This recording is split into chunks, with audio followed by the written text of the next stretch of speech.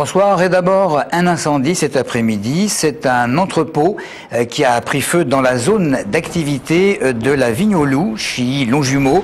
Un entrepôt de 8000 m², dont les 3/4 auraient brûlé. Une partie du toit s'est effondrée. Plusieurs entreprises étaient abritées dans ce lieu, dont une qui stocke des décors de spectacle. Plus de 70 pompiers ont été nécessaires pour circonscrire le sinistre. Ces images étaient signées Maxime Duarte. Les moissons en Île-de-France vont peut-être devoir se dérouler cet été avec 2 semaines d'avance si la météo ne change pas. En avril, donc ce mois-ci, le mois normalement le plus pluvieux, il est à peine tombé 1 cm d'eau. En Essonne, depuis le mois de janvier, le soleil est au beau fixe. Le résultat, eh bien, on enregistre qu'entre 30 et 50% des précipitations habituelles. Pour les agriculteurs et les maraîchers, ce manque d'eau, eh bien, il se fait durement sentir et Claire Colombel s'est rendue à Vers-le-Grand. Le soleil, des températures dignes de l'été, le temps rêvé pour les vacanciers mais pas pour les agriculteurs ou les maraîchers. La terre est sèche, résultat, le travail est plus dur et les récoltes devraient être plus faibles, voire sacrifiées. Ici, au jardin du maraîcher, on constate déjà les dégâts. La roquette, la moutarde sont en fleurs que normalement on ne devrait pas être en fleurs comme ça. Là, on a des températures comme en plein été. Ça pose problème parce que on peut plus les manger. Ça monte tout de suite en tiges, en fleurs. Nous, ce qu'on cherche, c'est que les feuilles dans ces plantes-là particulièrement. Pourtant ici, la culture est biologique, ce qui permet à Corinne et à son mari de moins souffrir du manque de pluie et d'économiser 35% de l'eau par rapport aux autres maraîchers. Plusieurs techniques sont appliquées comme le paillage, l'utilisation de chanvre pour garder l'humidité ou le goutte à goutte pour arroser. Malgré cela, les récoltes s'annoncent moins bonnes. Pour compenser, les fruits et légumes devraient être vendus plus cher. On va essayer d'augmenter les prix. Le problème, c'est que la crise économique est encore bien là et que si on augmente trop nos prix, les consommateurs ne pourront plus payer. Si les consommateurs ne peuvent plus payer, nous, on ne peut plus manger et on ne peut plus payer nos salariés. Donc, c'est le chat qui se mord la queue. J'aime pas trop l'expression, mais elle est assez réaliste. On tourne en rond. Donc, il va falloir être très vigilant, voir effectivement combien ça nous coûte en termes d'eau, voilà, mais sans pour autant arriver à des prix pharaoniques. Depuis 3 ans, les exploitants sont confrontés au manque de précipitations, mais cette année, certains spécialistes annoncent un printemps encore plus sec qu'en 1976. De leur côté, les agriculteurs s'attendent à une diminution des récoltes de 30 à 40%, ce qui entraînerait une envolée des prix sur l'ensemble des végétaux. Une réforme du traité de Schengen, c'est ce à quoi veulent aboutir les responsables français et italiens. Silvio Berlusconi et Nicolas Sarkozy appellent à cette modification sur la libre circulation des personnes en Europe. Et juste avant ce sommet franco-italien d'aujourd'hui, Manuel Valls était interrogé sur France Info à propos de l'immigration. Et le député essonien a appelé les 2 pays à faire preuve de responsabilité. Et sur ces frontières de Schengen, faut-il temporairement les refermer ?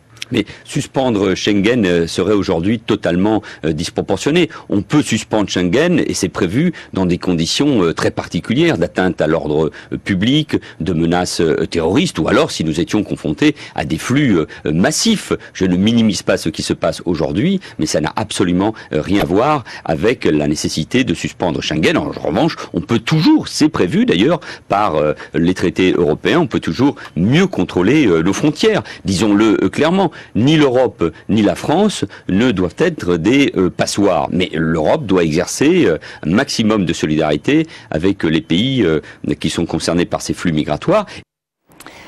Le pass contraception va-t-il faire diminuer le nombre d'avortements? C'est ce qu'espère évidemment le Conseil régional en lançant aujourd'hui ce système de coupons, un système que les infirmières pourront désormais distribuer aux lycéens. Grâce à ce dispositif, les adolescents vont avoir accès à des consultations gratuites et des moyens évidemment de contraception. Alors en Essonne, dans les centres de planification, on s'étonne de cette annonce alors qu'on garantit depuis assez longtemps l'anonymat et la gratuité. Le point Christophe Garnier.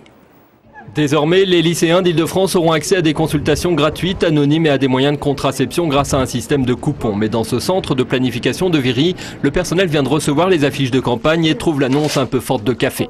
Toutes les PMI offrant déjà ce service depuis près de 40 ans. Ici, on regrette surtout que ce passe contraception s'adresse à des lycéens, alors que ici, dans les quartiers défavorisés, le premier rapport sexuel intervient plutôt au collège.